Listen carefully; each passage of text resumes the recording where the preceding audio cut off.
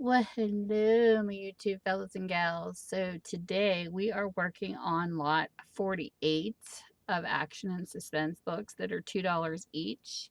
And if you're interested in purchasing, you can contact me through Minda's Bookstore and more on Facebook, or email me at tammysmakeuptreats@gmail.com.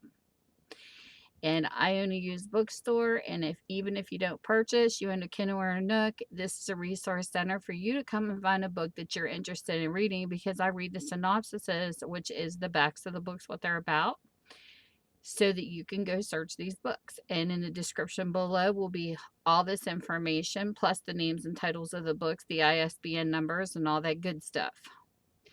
So with that, and I also ship media, which is your cheapest book mail.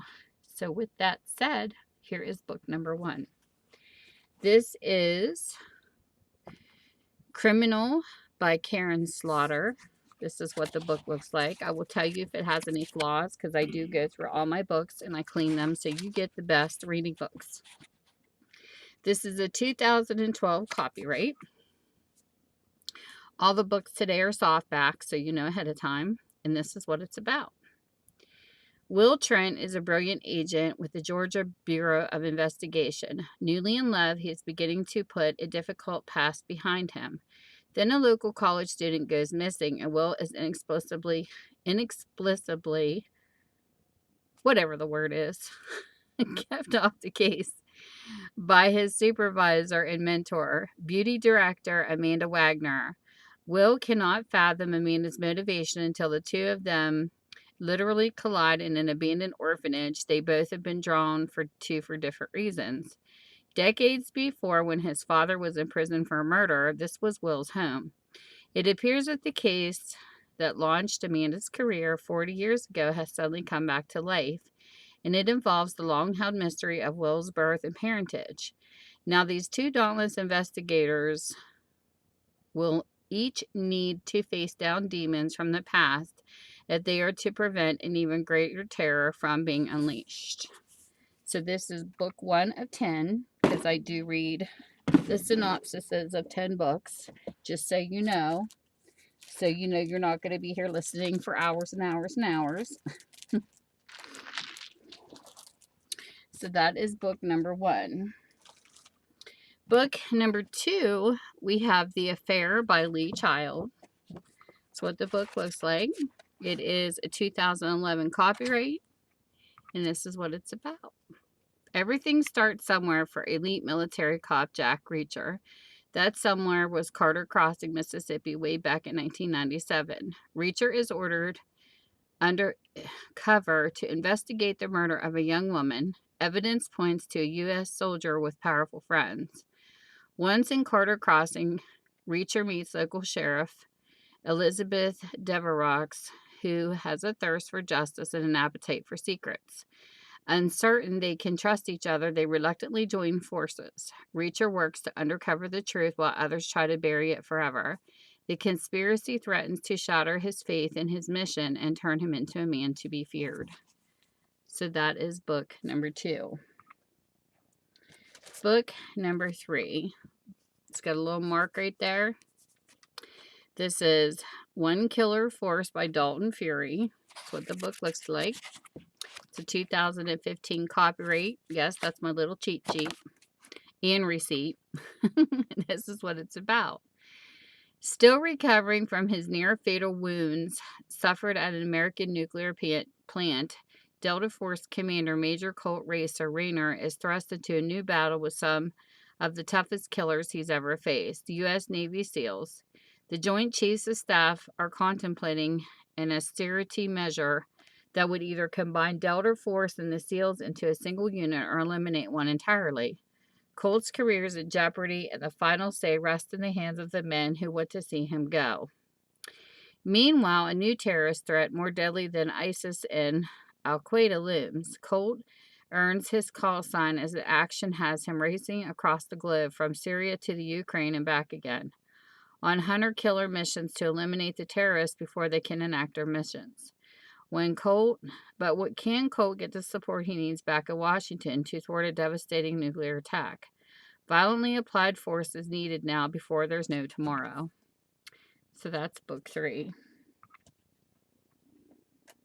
Book number 4, we have Last Days of the Condor by James Grady. This is what the book looks like. This is what it's about. It's 2015 copyright. Okay, so it is difficult to escape the notice of every assassin in America when you're branded an enemy of the largest secret national security apparatus in America's history. But life has never been easy for the man they call the Condor. With all assassins' guns fixed on him, Condor must outrun their bullets long enough to uncover the truth he so desperately seeks. If only it were possible to distinguish his allies from his killers. So there you go. Book number 4. Book number 5, we have No Fortunate Son by Brad Taylor. That's what the book looks like. It is a 2015 copyright, and this is what it's about. Unexpectedly let go from the task force, Pike Logan and Jennifer Cahill find themselves on an unofficial mission to locate their commander's niece. Unaware how critical her disappearance will become, meanwhile, a shadowy organization has targeted military relatives of key members of the U.S. government, including the vice president's son. The government faces a terrible choice: cease counter-terrorist operations or watch hostages die one by one. How much is one life worth? Unless the task force can decipher the web of lies devised by their enemies, the United States is about to find out. So there's book 5. Book number 6. We have Crimson Shore by Preston and Child. Douglas Preston and Lincoln Child. It is a 2015 copyright. It's in good shape, and this is what the book is about. Pendergast, together with his ward, Constance Green, travels to the quaint seaside village of Exmouth, Massachusetts, to investigate the theft of a priceless wine collection. But they find something considerably more disturbing: a bricked-up niche that one held a crumbling skeleton. Pendergast and Constance soon learn that Exmouth has a very dark and troubled history, and local legends hold that during the 1692 witch trials in Salem, the real witches escaped, fleeing north to Exmouth and settling deep in the surrounding salt marshes. Then a murdered corpse turns up in the marshes. The only clue is a series of mysterious carvings on the body. Could these demonic symbols bear some relation to the ancient witches' colony? A terrible evil lurks beneath the surface of this sleepy seaside town, one with deep roots in Exmouth's grim history, and it may be that Constance is the only one who truly comprehends the awful danger that she, Pendergast, and the resident of Exmouth must face. Blah, that was a mouthful.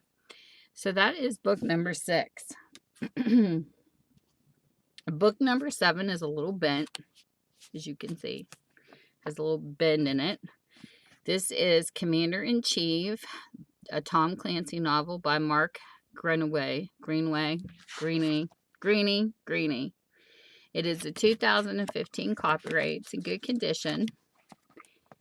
And it is about when the desperate Russian president launches an all-out, covert, violent offensive in order to push the world into chaos and regain the power of his once almighty country has lost. It's up to U.S. President Jack Ryan of all his allies to stop the madman's grand plan of global conflict and conquest. So there you go. Book number 7. Book number 8. We have Sniper Elite, One-Way Trip by Scott McEwen with Thomas Colinar. And this is a 2013 copyright. It's in really good condition. And this is what it's about. In direct defiance of the president's orders, Navy Master Chief Gil Shannon, one of America's most lethal SEAL snipers, launches his own bold mission, comprised of SEAL Team 6 and Delta Force fighters, to free a female helicopter pilot being held and brutally mistreated by Taliban insurgents in Afghanistan. The president fears a botched rescue would be a foreign policy disaster and the end of his term. But once the special ops community learns that one of their own has been taken hostage, There is no executive order strong enough to stop them from going in, whatever the risks. So there you go. Book number 8.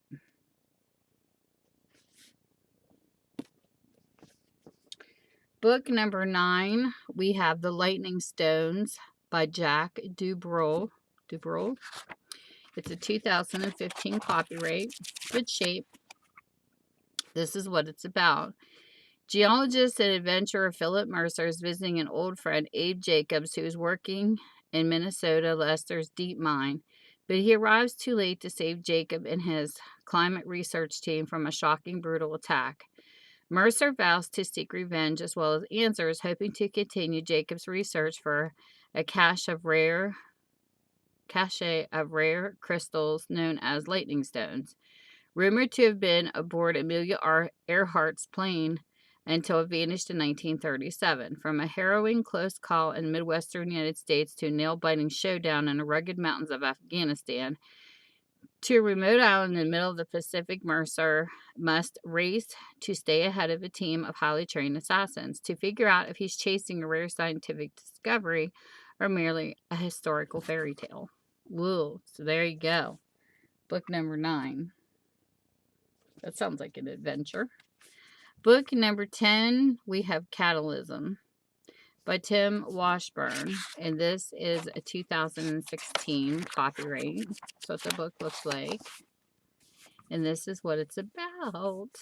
First, the ground shakes. The Yellowstone National Park earthquake tremors are common, but today, park scientist Tucker Mayfield detects something different, a disturbing new increase in activity and intensity. Then the lava rises. Lurking beneath the park's natural wonders, Earth's largest supervolcano begins to awaken after 640,000 years. If or when it blows, 2/3 of the North American continent will be destroyed. Now the whole world trembles in fear. Racing against time, Tucker Mayfield mobilizes a team to evacuate all visitors from the park, including his family at the Old Faithful Inn. But when the earthquakes intensify and the death toll rises, a shock wave of panic spreads across the nation. Troops are deployed, emergency plans activated, but nothing can stop a natural disaster of this magnitude. When the volcano erupts, doomsday begins, and no one gets out alive. So there we have it. Last book, number 10. So with that, everything you want to know is in the description below. And with that being said, whatever time zone you're in, I hope you're having a great one, and I will see you soon. Bye.